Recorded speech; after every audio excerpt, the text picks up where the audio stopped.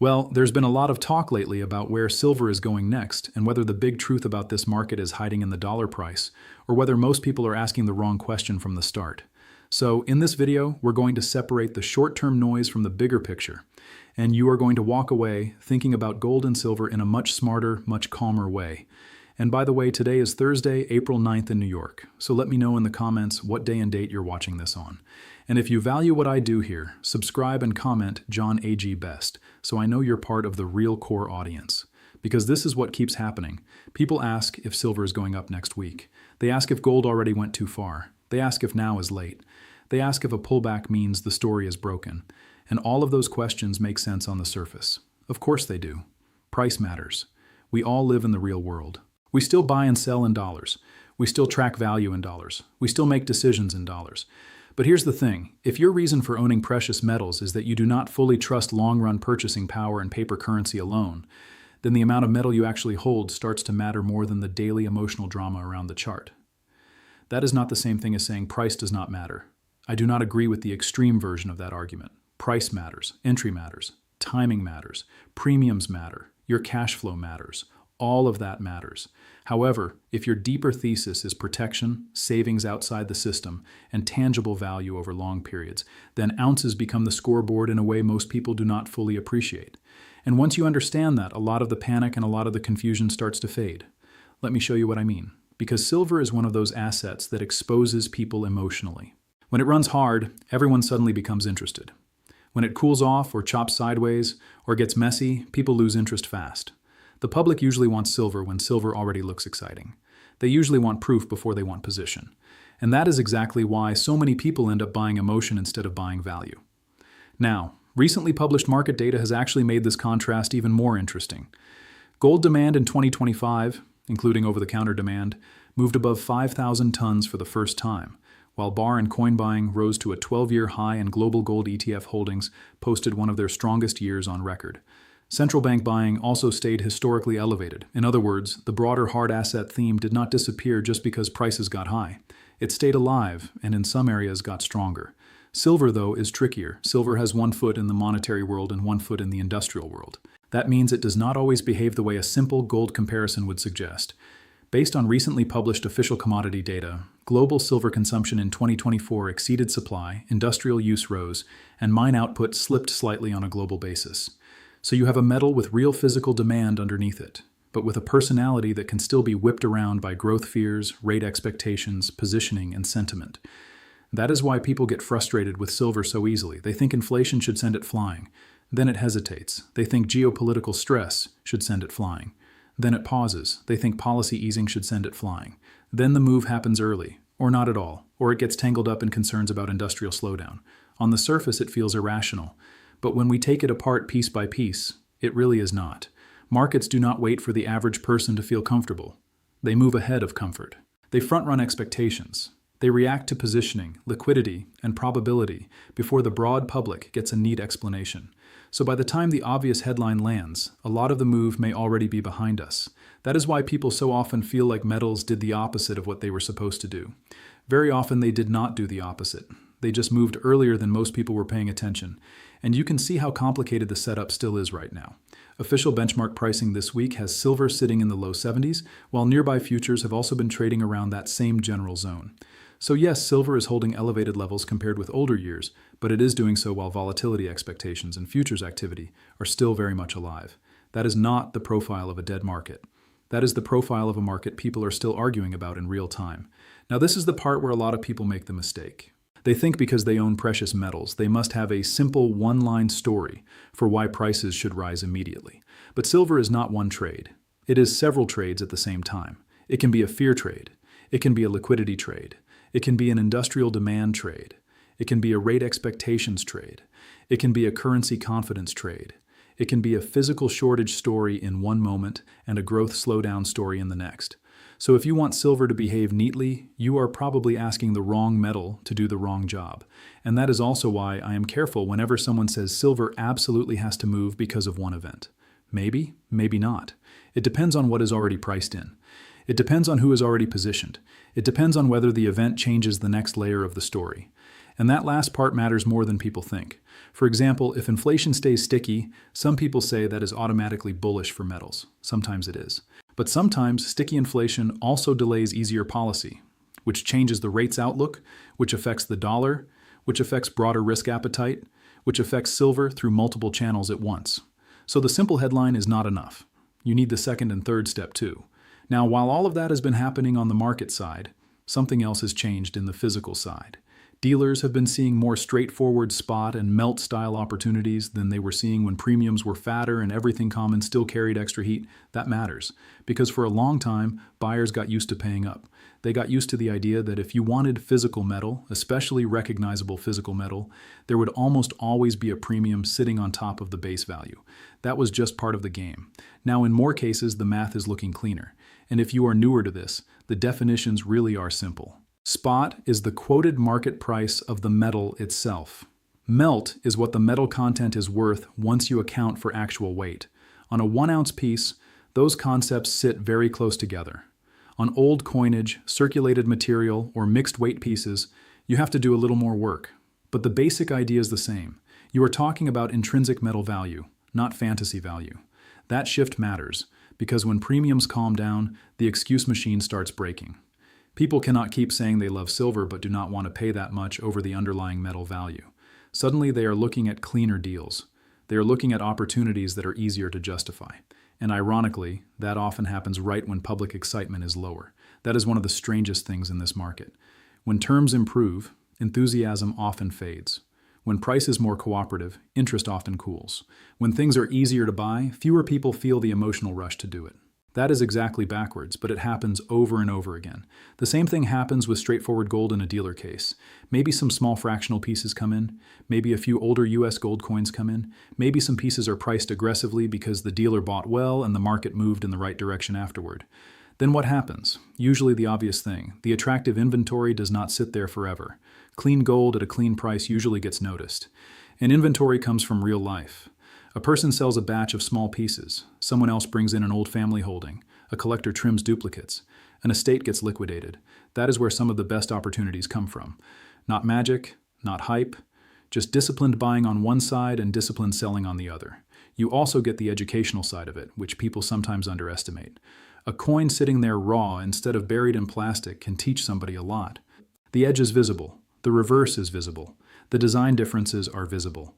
You can compare a modern 1-ounce gold eagle with an older $20 gold piece and understand in about 15 seconds that these are not interchangeable objects, even if an inexperienced eye thought they looked similar at first. That kind of hands-on knowledge changes how people buy, because once someone notices design details, edge details, size differences, older minting characteristics, they stop acting like a tourist and start acting like an owner. They slow down, they compare, they ask better questions, and asking better questions is one of the biggest upgrades a precious metals buyer can make. There's even a subtle tell in the official product market right now. The 2026 release calendar still shows major silver products being rolled out, including a proof silver eagle earlier this year and a silver proof set later this year. That does not prove the entire investment case, obviously, but it does tell you that the institutional machinery around recognizable silver products is still very active. Collectors and buyers are not gone. The pipeline is still moving. And when you put that next to futures activity, benchmark pricing, and the physical market, you start to see the real picture. Silver is not being ignored. It is being interpreted in different ways by different groups at the same time. Collectors see one thing, stackers see another, traders see another, industrial users see another, hedgers see another. Same metal, different motives. That is why the price action can look messy, even when the underlying interest remains real. Now let's get to the heart of it. If your thesis is that currency systems never lose credibility, purchasing power erosion is nothing to worry about, debt does not matter, and paper promises are enough, then precious metals probably look like a sideshow. But if your thesis is that paper systems can stay dominant while still buying less over time, then tangible assets start to make more sense. That is where the ounces argument comes in. And I want to be precise here because this is where people often become too absolute. I do not think the right lesson is that dollars do not matter at all. That goes too far. We still live in a dollar system. Prices are still quoted in dollars. Taxes are still paid in dollars. Wages are still measured in dollars. So anyone pretending the unit is already irrelevant is skipping over reality. But here's the better version of the argument. If your purpose in owning gold and silver is long-run protection against purchasing power erosion or system stress, then what you physically hold matters in a way that daily price talk cannot fully capture. Because over a long enough period, you are not merely asking what the quote was on a Tuesday. You are asking what part of your stored labor exists in a tangible form that is not somebody else's liability. That is a much stronger statement, and in my opinion, it is also the statement most serious stackers are actually trying to make. Now, fresh official data does support at least part of the macro concern people are reacting to. The latest official reserve data still shows the US dollar as the dominant reserve currency by a wide margin, but its share edged lower again in the latest quarter, while official reserve totals continue to grow overall. That is not a collapse story, it is a slow evolution story. The dollar remains dominant, but the long arc of reserve diversification is still visible if you are willing to look at it without forcing drama into every headline. And that is important because some people flatten this whole conversation into one dramatic line like every currency goes down in flames. I understand the emotional point behind that statement, but history is messier than slogans. Currency systems can weaken slowly. They can mutate. They can survive longer than expected. They can remain dominant while still disappointing savers. So no, I do not think serious analysis means pretending the dollar vanishes tomorrow morning. That is not the right frame. The right frame is this. A currency can remain the main unit of account and still lose trust at the margin. A system can remain powerful and still become less attractive over time. And once you understand that, the role of metals becomes easier to explain without needing a cartoon ending. That is also why central bank activity matters. From recent official and industry data, central banks still bought more than 800 tons of gold in 2025, and official institutions have kept showing strong interest in reserve diversification. In China's case, reported buying extended into early 2026, taking official holdings to roughly 2,300 tons, and just under a tenth of total reserve assets. That does not mean every institution is abandoning the dollar. It means official actors still see value in owning hard reserve assets alongside paper reserves. And that is one of the fresh context pieces many retail buyers miss. They think the gold and silver story is only a retail story. It is not. It is a trust story, a diversification story, a geopolitical hedging story, and sometimes a system insurance story. Different actors arrive for different reasons, but they keep arriving. There is another reason I think this is worth taking seriously.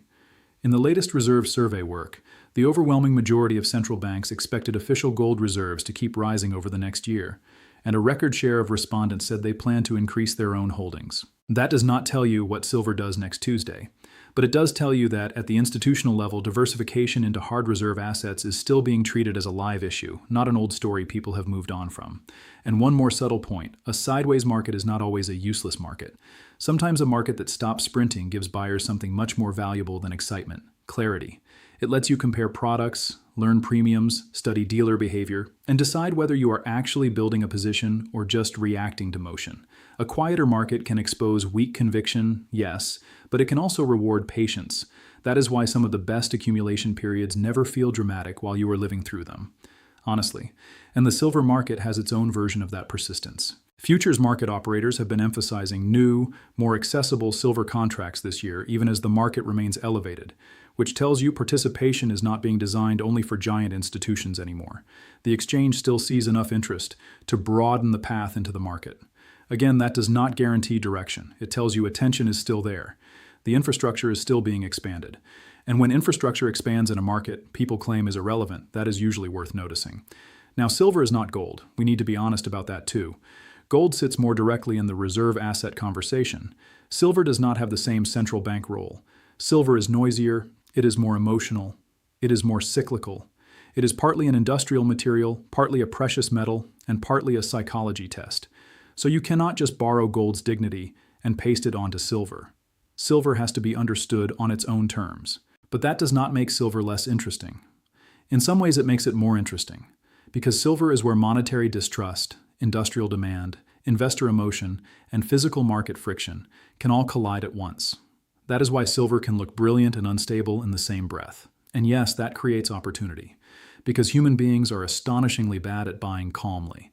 They want rising prices to validate the story before they participate. They want the crowd to show up first so they can feel safe. Then, when the market cools off and the terms improve, suddenly they feel less urgency. That is exactly why contrarian thinking remains useful in metals, just like it remains useful in a lot of other markets. If public enthusiasm is lower while the deeper case is still intact, that is often when disciplined buyers become more comfortable, not less. That does not mean you recklessly buy anything with a silver label on it. It means you work a plan. You define the role precious metals play in your life. Is it emergency insurance? Is it a long-term hard asset allocation? Is it a tactical trade? Is it a collecting passion? Is it some combination of those in separate buckets? Once you answer that, the day-to-day noise gets easier to filter. And if you're successful, share your success story in the comments so others can stay motivated. Because one of the best things in this space is hearing from the people who stayed disciplined while everyone else chased candles. Now let's shift to the collector side for a minute, because this is where a lot of people miss what a good dealer is really doing. A strong shop is not just piling up bullion and calling it a day. The better shops keep trying to raise the quality of inventory. They want the stacker who wants straightforward metal value, yes. But they also want the serious collector who cares about eye appeal, scarcity, grade, originality, holder quality, and pieces with actual historical weight behind them. You can tell when that effort is working. The case starts changing. You see more than just basic bars, rounds, and album fillers. You start seeing coins that make advanced collectors stop and look twice. Early type, better strikes, scarcer varieties, key dates, coins and old holders. Pieces that say somebody behind the scenes is trying to improve not just quantity, but quality. And that matters because numismatics is a different layer entirely. Take a dramatic overdate on an early silver dollar. That is not just silver. It is a visual record of a mistake and a correction from an earlier era of coinage. You can literally see the history in the date. That kind of piece has a personality the average modern bullion coin is never trying to have. Or take a beautiful proof trade dollar with powerful contrast. That is a coin where design, commerce, and history all come together at once. Even the weight inscription becomes part of the story. It was practical. It was communicating trust in trade. And that is what money always has to do at some level. It has to be believed. Then you move into very early series with endless variety possibilities. And suddenly you are in a collector world where someone really can spend a lifetime learning and still not run out of things to notice. That is part of the attraction. The hunt never fully ends. Then there are the odd pieces, the semi-obscure pieces, the coins tied to unusual alloy stories or private proposals or lesser-known chapters in mint history. Those are the coins that can turn a casual viewer into a student. Suddenly, the conversation is no longer just price. Now it is design, metallurgy, policy, scarcity, survival, and what people in a given era were trying to solve. And then, of course, the famous key dates still do what they always do. The early Lincoln cent with the famous initials, the Mercury dime that leaves a hole in so many albums, the commemorative with the variety distinction that serious buyers care about, the old colonial issue that feels like it should not have survived this long, the proof 3-cent nickel that almost nobody sees in that kind of quality, the Carson City Morgan that always seems to matter because collectors know exactly what it means for set completion. Those coins are not interesting because somebody made them sound interesting. They are interesting because demand for real quality and real scarcity never disappears for long. It changes intensity, it changes price, it changes audience. But it does not vanish. Even holder matters more than outsiders think. An old green holder catches attention for a reason. Maybe it hints at a different grading era. Maybe it hints at eye appeal. Maybe it hints at upgrade potential. Maybe it just tells a collector something about the coin's journey through the market. Again, nuance matters. And all of this loops right back into the same larger question. What are you actually measuring? Are you measuring everything only in dollars? Are you measuring only melt? Or are you also measuring rarity, beauty, survivorship, and historical significance? Because the answer changes how you see the same object. A common silver round and a scarce early coin can both be made of silver, and yet they live in completely different mental categories. One is mostly about metal exposure. The other is metal plus history plus scarcity plus collector demand. Different game, different buyer, different psychology. Now let's come back to the bigger macro argument, because this is where people usually get dramatic very fast. They talk about the old gold-backed era. They talk about reserve strain. They talk about war spending. They talk about petrodollar arrangements. They talk about rival powers accumulating hard assets while the United States accumulates debt. And while I do think some of those concerns are worth taking seriously, I also think people often flatten them into a movie script. The better way to frame it is simpler. Debt servicing is expensive and getting more important. Official federal debt data show interest costs running at a fiscal year pace that is already enormous, with the government paying well over $300 billion in interest through the first half of fiscal 2026 alone. That does not prove imminent collapse. But it does tell you that the cost of carrying the system is not a small side issue anymore. It is a central issue. And that is enough, in my opinion, to justify some allocation to tangible assets without pretending you know the exact final chapter. Because that is what hard assets really offer. Not certainty, optionality. Homes, productive land, certain forms of art, and precious metals all share one important quality. They are not somebody else's promise in the same way currency is. They exist. They can be taxed. They can be mispriced. They can be volatile. They can even be politically vulnerable in extreme conditions. But they are still actual things. They are not just entries in a system you did not design. That is why collapse examples remain so emotionally powerful. If the unit changes, the person holding only the old unit can get hurt badly. The person holding something tangible still has options, and optionality matters in unstable environments. Now, does that mean every viewer should run out and buy silver with both hands? No, absolutely not. Silver can frustrate you badly if you buy it for the wrong reason. It can underperform gold. It can sit still for stretches that feel endless. It can punish both the impatient bull and the dramatic bear. You have to know what role it plays for you. But if you do know that, then silver gets easier to own. So when people ask, what is the real truth about silver price? My answer is that the truth is uncomfortable because it is not simple. The price matters, but not in the shallow way people usually mean. It matters for entry. It matters for premiums. It matters for psychology. It matters for relative opportunity. But price alone is not the thesis. Price is only one language. Ounces are another language. Collector quality is another language. Long-run purchasing power is another language. And if you only understand one of those, you are missing part of the picture. That is also why lower excitement can be constructive. When silver is exploding higher, people feel smart buying it because momentum is doing the emotional work for them. When silver is quieter or choppy or off the highs, the decision has to come from conviction instead. That is harder, but it is usually healthier. That is where calm buyers build, while buyers wait for permission from a chart that rarely feels polite. So yes, watch the chart. Yes, understand spot and melt. Yes, pay attention to premiums. Yes, learn market psychology. But do not stop there. Ask a better question. What exactly are you trying to own and why? A trade, a hedge, a stack, a historical object, a backup plan, a collection? Once you answer that honestly, silver becomes much easier to understand. And that, to me, is the real truth.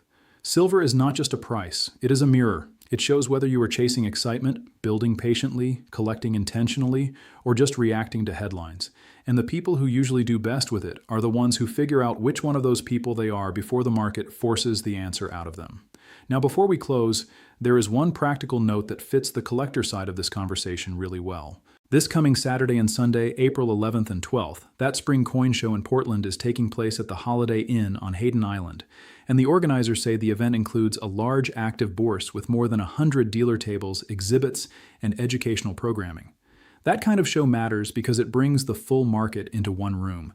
Bullion buyers, graded coin buyers, sellers, bargain hunters, and serious numismatists.